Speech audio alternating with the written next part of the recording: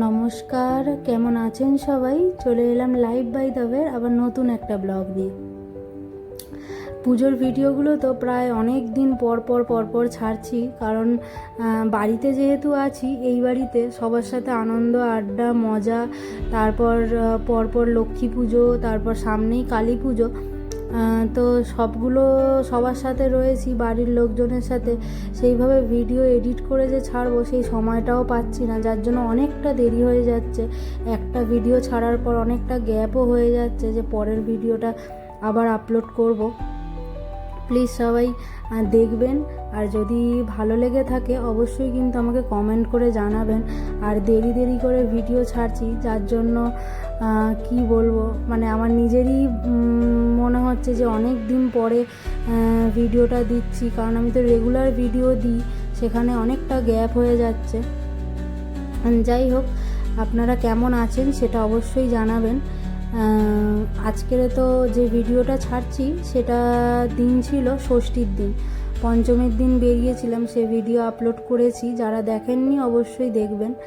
আর তারপর এটা হচ্ছে ষষ্ঠীর দিন আমি, আমার ভাই আর সিদ্ধার্থ তিনজন মিলে যাব আজকে নর্থের দিকে বেশ কিছু ঠাকুর দেখব, হাতিবাগান, আরও ওদিকে অনেক ঠাকুর। মোটামুটি বেরিয়েছি ওই ঠিক 7টা সাড়ে 7টা বাজে বেরিয়ে পড়েছি সেজে গুজে।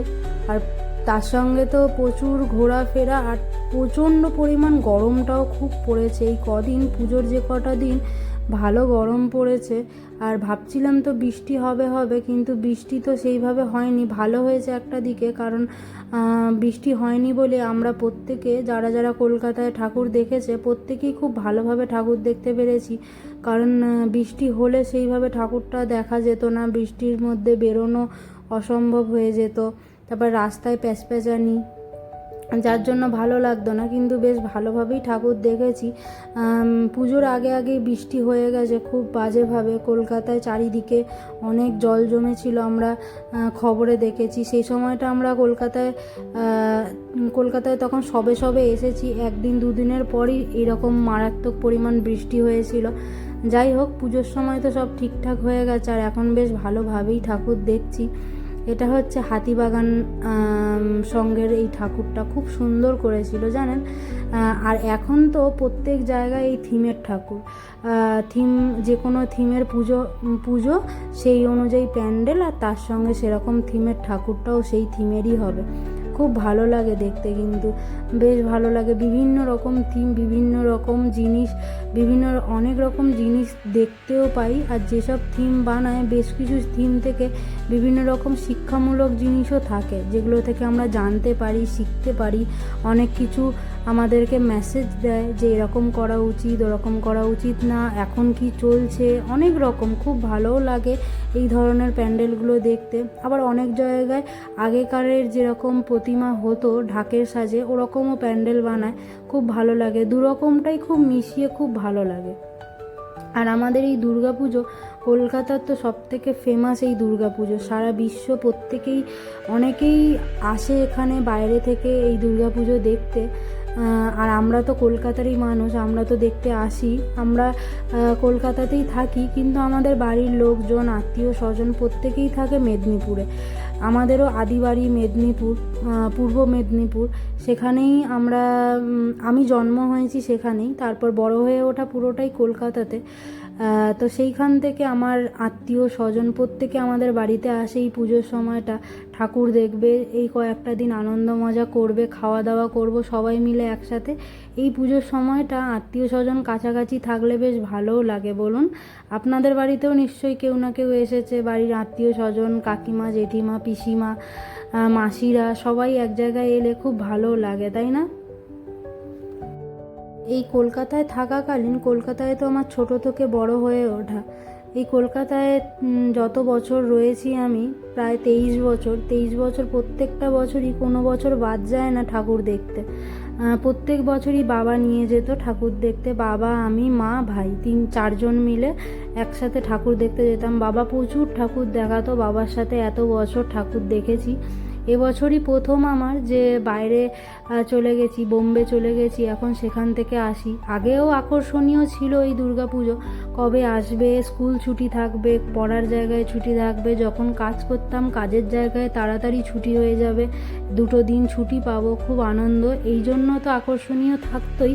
আর বিয়ের পর আরও আকর্ষণীয় হয়ে উঠেছে, কারণ আমি বাড়ি আসবো, এখন তো দূরে থাকি, পুজোর সময় হলে বাড়ি আসবো, তার জন্য হয়তো টানটা আরও বেশি হয়ে উঠেছে। মাও বাড়ি আসবে, সঙ্গে মেয়েরাও বাড়ি আসবে, তাই না?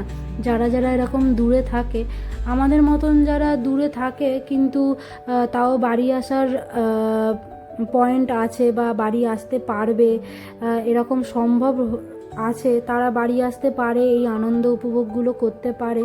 কিন্তু প্রচুর মানুষ আছে আমি যাদেরকে দেখি, এখন যেহেতু ব্লগের মাধ্যমে প্রচুর কিছু মেসেজ পাওয়া যায়, প্রচুর কিছু দেখা যায়, যার জন্য এই ব্লগের মাধ্যমে দেখি প্রচুর মানুষজন, প্রচুর ফ্যামিলি আছে যারা বাইরে থাকে, পুজোর সময় হলেও মন খারাপ হলেও আসতে পারে না, তারা সেখানেই তাদের মতন করে পুজো কাটায়। খুব ভালোও লাগে, হয়তো তাদেরও কষ্ট হয় যে বাড়ি আসতে পারে না। কলকাতার দুর্গাপুজো, বাড়িতে মা বাবার সাথে পুজোর সময় আনন্দ অনুষ্ঠানের সময় দেখা করতে পারে না। আনন্দ অনুষ্ঠান যখনই হয় না, তখন মনে হয় যেন বাড়ির প্রত্যেকে যেন কাছাকাছি থাকে, আর কাছাকাছি থাকলে জিনিসটা আরও যেন উৎসবটা আরও ভালো মতন আনন্দময় হয়ে ওঠে। যে জিনিসটা যারা দূরে দূরে থাকে তাদের কাছে হয়তো আর একটু বেশি কষ্টের। আমরা দূরে থাকি ঠিকই, কিন্তু আমরা পুজোর সময় এই যে বাড়ি চলে এলাম, চেষ্টা করব প্রত্যেক বছরই আসার। জানি না, মানুষের প্রত্যেকটা সময় তো একইভাবে যায় না। যাই হোক, এখন সবে শুরু, এই বছর আমার প্রথম। প্রত্যেকটা বছরই আমি আসার চেষ্টা করব, কিন্তু যারা আসতে পারে না তারাও এখন বিভিন্ন ব্লগের মাধ্যমে দেখি, যা প্রচুর মানুষের ব্লগ দেখি, প্রচুর এই মোবাইলের মাধ্যমে বিভিন্ন মানুষ কে কোথায় আছে, কেমনভাবে পুজো কাটাচ্ছে, এইগুলো যে দেখা যায় খুব ভালো লাগে। বাইরে এখন বিভিন্ন জায়গায় প্রবাসী বাঙালি যারা থাকে, প্রত্যেকে তাদের মতন করে বাইরেও এই বাঙালিরা যেখানেই রয়েছে তারা এই আমাদের এই দুর্গাপুজোটা সেখানেও তারা করছে। দুর্গাপুজো কেন, আরও বিভিন্ন রকম ফেস্টিভ্যাল তারা সেখানে উদযাপন করছে। বিদেশে যারা থাকছে তারা সেখানে নিজেদের মতন করে জায়গাটাকে সাজিয়ে নিচ্ছে। খুব ভালো লাগে এইসব জিনিসগুলো দেখতে, যে বাঙালি হয়ে যদি বাংলার সব কিছুকেই মিটিয়ে দিই তাহলে কেমন বাঙালি, তাই না? বাঙালি হয়ে পুরোটা না হলেও কিছু কিছু যদি ধরে রাখতে পারি, তবে ভালোও লাগে যে হ্যাঁ, প্রত্যেকটা জায়গায় বা যেখানেই থাকি না কেন, বাড়ি না আসতে পারলেও একটু হলেও আনন্দ উপভোগ করতে পারি, এটাই ভালো লাগে। কি সুন্দর না, কি নিখুঁত হাতের কাজ এক একজন শিল্পীর। দেখে মনে হচ্ছে খুব সিম্পল জিনিস দিয়ে বানিয়েছে। এই থিমটা পুরোটাই সাত ভাই চম্পা, যে আমরা অনেকেই হয়তো এই গান বা কবিতা বা গল্পটা অনেকেই শুনেছি বা পড়েছি, সেই থিমেরই এটা করেছিল। যারা কবিতা, পোয়েম, ছোট গল্প এই ধরনের যারা পছন্দ করে তাদের জন্য এই আগের যে প্যান্ডেলটা দেখলে, সেই প্যান্ডেলটা একদম খুব ভালো, খুব সুন্দর ঠাকুরটাকে করেছে। আর প্রত্যেকটা শিল্পীর হাতের কাজ এত সুন্দর যে এই 5টা দিনের মধ্যে মানে কি বলবো, কাতারে কাতারে মানুষ আসে এই শিল্পকে দেখার জন্য। এই প্যান্ডেলটা তো করেছে, আমরা সেই ছোট্টবেলায় পড়েছিলাম, মনে আছে যে কাক কলসির মধ্যে অনেক, আমরা যারা বাংলায়, হিন্দিতে জানি না, আমি ঠিক বলতে পারবো না, কিন্তু আমাদের সময় আমরা বাংলায় এই গল্পটা পড়েছিলাম। একটা কাক জল খেতে এসেছিল, জলটা ছিল অনেক নিচে, কলসির অনেক নিচে জল ছিল। ওই জলটাকে তোলার জন্য মুখে করে পাথর ফেলে ফেলে ফেলে ফেলে জলটাকে উপর দিকে তুলে এনেছিল, তার বুদ্ধির পরীক্ষা দিয়েছিল। এই গল্পটা এক শিক্ষণীয় গল্প, সেইটার উপরেই পুরো থিমটা করেছে। খুব ভালো লাগলো। এই প্যান্ডেলটাও খুব সুন্দর হয়েছে, প্রত্যেকটা থিম অনুযায়ী প্যান্ডেল হয়, খুব ভালো লাগে দেখতে। এক একটা প্যান্ডেল থেকে এক একটা শিক্ষাও পাওয়া যায়, এক একটা মেসেজ দেয় যে কেমন কি, মানে প্রত্যেকটা জিনিসের কি কি শিক্ষণীয় জিনিস আছে, কি কি হচ্ছে, বিভিন্ন রকম এক একটা প্যান্ডেল অপূর্ব, অতুলনীয় প্যান্ডেল হয়েছে। আমাদের কাছে তো পুজোটাই মাত্র 5টা দিনের, মাত্র এই 5টা দিন আমরা আসি, ঘুরি, খাওয়া দাওয়া করি, আনন্দ মজা করি, ব্যাস। এই 5টা দিন চলে গেলে, বিসর্জন হয়ে গেলে মায়ের, তারপরেই শেষ। কিন্তু এই যে যারা এই প্যান্ডেলটা তৈরি করছে, যাদের এই শিল্পকলা এত ভালো লাগছে, এত সুন্দর মনে হচ্ছে যে এত ভালো জিনিসগুলো কি সুন্দর করেছে। আমরা ফটো ভিডিও করছি কিছুক্ষণের জন্য, 1 দিন 2 দিন 3 দিন 4 দিন প্রত্যেকে যে দেখতে আসে, 4-5টা দিনের মধ্যে আমরা তো দেখছি, ভিডিও করছি, হয়ে যাচ্ছে। কিন্তু যে শিল্পীরা যে করে তুলেছে তাদের কাছে এই পুজোটা মনে হয়, আমার মনে হয় পুজোটা হয়তো পুরো বছরের। কারণ এই যে দশমী চলে যাচ্ছে হয়তো আর 1-2 মাসের পর, তারপরই তাদের শুরু হয়ে যায় পরের প্ল্যানিং, কিভাবে পরের প্যান্ডেলকে ফুটিয়ে তুলবো, কিভাবে প্যান্ডেলটা আরও সুন্দর হবে। এই দেখতে দেখতে মাঝখানে হঠাৎ দেখছি সেলিব্রিটি মানুষ কাঞ্চন মল্লিক এবং তার স্ত্রী, 3 নম্বর স্ত্রী আর তার মেয়েকে নিয়ে ওই প্যান্ডেলে উপস্থিত। দেখলাম, দেখে চলে এলাম। তারপরে মেন প্যান্ডেলের দিকেই ফোকাস করেছিলাম, কারণ প্যান্ডেলটা এত সুন্দর করেছে, একজন শিল্পীর হাতের কলা এত সুন্দর যে কি বলবো, চোখ ফিরানোই যাচ্ছে না একটা জিনিসের পিছন থেকে। খুবই ভালো লাগছে। এই যে শিল্পীদের কাছে যেটা বলছিলাম, এই শিল্পীদের কাছে কিন্তু সারা বছরই মনে হয় দুর্গাপুজো থাকে, কারণ তাদের কাছে এই দশমী চলে যাওয়ার পরেই আবার শুরু হয়ে যায় পরের প্যান্ডেলের ভাবনা চিন্তা। তারা ভাবে পরের প্যান্ডেল কেমন করে তুলব, কেমন প্ল্যানিং করব, কেমন কি, ছোট থেকে ছোট অনেক অনেক অনেক জিনিসের প্রয়োজন হয়, অনেক প্ল্যানিংয়ের প্রয়োজন হয়। এই অনেক সারা বছরের প্ল্যানিং, সারা বছরের কষ্টের ফলই এই 5 দিনে আমরা দেখতে পাই। যে জিনিস আমার খুব ভালো লাগে, যেখান থেকে চোখ ফেরানোই যায় না। প্রত্যেকটা প্যান্ডেল যেরকম সুন্দর হয়, প্রত্যেকটা শিল্পীর হাতের কাজ যেরকম সুন্দর, সেরকম ঠাকুর প্রতিমা খুব সুন্দরভাবে তৈরি করে, যার জন্যই কলকাতায় এত ফেমাস এই দুর্গাপুজো। দুর্গাপুজোর মতন হয়তো প্রত্যেকটা পুজোই অনেক বড় বড় করে হয়, কিন্তু দুর্গাপুজোর মতন করে কোনো পুজো হয় না। সবথেকে বড় পুজো যেখানে সবাই আসে প্যান্ডেল দেখতে। এখন অনেক মানুষের কাছে পুজো মানে বেশ লম্বা ছুটি আর কোথাও লং ট্যুরে ঘুরতে যাওয়া। 1-2 দিন প্যান্ডেল দেখব, তারপরে বাইরে কোথাও ঘুরতে চলে যাব।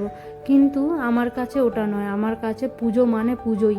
পুজো মানে ঠাকুর দেখব, আনন্দ করব, মজা করব, খাওয়া দাওয়া, বাইরে স্ট্রিট ফুডে খাওয়া দাওয়া, আমাদের কলকাতার স্ট্রিট ফুডের খাওয়া দাওয়া, ফুচকা, আইসক্রিম, ঘুগনি, এইগুলো খাওয়া দাওয়া করবো, আর প্রচুর প্যান্ডেল দেখব। এটাই আমার কাছে দুর্গাপুজোর সময় বাইরে কোথাও যেতেও ইচ্ছা হয় না, কোথাও ঘুরতে যেতেও ইচ্ছা হয় না। ঘুরতে যেতে আমি খুব ভালোবাসি, কিন্তু অন্য সময়, এই পুজোর সময়টা বাড়িতেই থাকবো আর প্রচুর প্যান্ডেল হপিং করব। এটাই আমার খুব ভালো লাগে। অ্যাকচুয়ালি হয়তো এই জিনিসটা, এই অভ্যেসটা অ্যাকচুয়ালি যদি সত্যি বলতে যদি করে থাকে, সেটা হচ্ছে আমার বাবা সেই ছোট্ট থেকে, আমার যবে থেকে জ্ঞান পড়েছে, আমার মনে আছে বাবা প্রত্যেক বছর আমাকে, মাকে, ভাইকে, 3 জনকে সঙ্গে করে নিয়ে প্রচুর প্যান্ডেল দেখাতো, প্রচুর বড় বড় প্যান্ডেল, প্রচুর ভিড় ঠেলে আমরা প্যান্ডেল দেখতাম। অনেকেই ভিড় পছন্দ করে না, ভিড়ের জন্য যেতে চায় না, কিন্তু আমরা সেই ভিড় ঠেলে প্যান্ডেল দেখবই। বাবা এমন প্রত্যেক বছর নিয়ে যেত, ঠাকুর দেখাতো, যেটা আমার এখন এক ধরনের মানে আনন্দ তো অবশ্যই, তার সঙ্গে নেশাও হয়ে গেছে যে ঠাকুর দেখতেই হবে। বেশ ভালো লাগে। তারপর অনেক ঠাকুর দেখা হলো, এরপরে অনেকটা হাঁটাহাঁটিও হলো, তার মধ্যে টুকটাক এবার একটু খেতে তো হবে।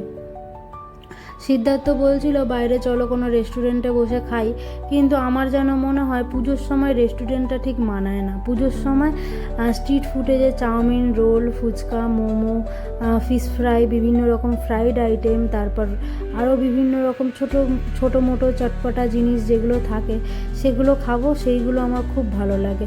পুজোর সময়টা ওই বড় রেস্টুরেন্টে বসে 4 ঘন্টা সময় নষ্ট না করে তার থেকে কোথাও বসে কোথাও ছোট অনেক রকমের খাবার খাবো, সেটা আমার বেশি ভালো লাগে। পুজো ছাড়া অন্য সময় খেতে গেলাম বা অন্য সময় খাওয়া দাওয়া করলাম, সেটা ঠিক আছে, কিন্তু পুজোর সময় আমার জন্য এই স্ট্রিট ফুডের খাওয়া দাওয়া খেতেই বেশি ভালো লাগে। আমার মতন কারা এই একই ধরনের মত অবশ্যই কিন্তু আমাকে কমেন্টে জানিও যে তোমাদের কাদের কাদের এই ধরনের মত, যে বাইরের এই ছোট ছোট খাওয়া দাওয়াগুলো করতে বেশি ভালো লাগে ওই বড় রেস্টুরেন্টে বসে 4 ঘন্টা ধরে লাইন দিয়ে বসে খাওয়ার থেকে। অবশ্যই কিন্তু আমাকে জানিও। আর প্রত্যেকটা ঠাকুর আর প্রত্যেকটা প্যান্ডেল কেমন হচ্ছে আমাকে কিন্তু অবশ্যই বলো, যারা বাইরে থেকে দেখছো আর যারা এই প্যান্ডেলগুলো দেখোনি। এবার আমাদের কলকাতায় তো প্রচুর প্যান্ডেল হয়, সব প্যান্ডেল তো দেখে ওঠা সম্ভব নয় 4-5টা দিনে, তার মধ্যে শরীরেরও ব্যাপার থাকে, শরীর হয়তো। আমরা তো এবছর প্রচুর প্যান্ডেল দেখেছি, বলতে গেলে একদিন আমরা বেরিয়েছি বিকেল 5টা থেকে প্রায় রাত্রির 3:30-4টে পর্যন্ত দেখেছি। আর প্রত্যেক দিনই 7টা 7:30টায় বেরোতাম সন্ধেবেলা, আসতাম ঠিক 3:30-4টের দিকে বাড়ি ফিরতাম। তাই প্রত্যেক দিন এতটাই জার্নি করেছি, পুজোর পর শরীরটা প্রচুর খারাপ হয়ে গেছে।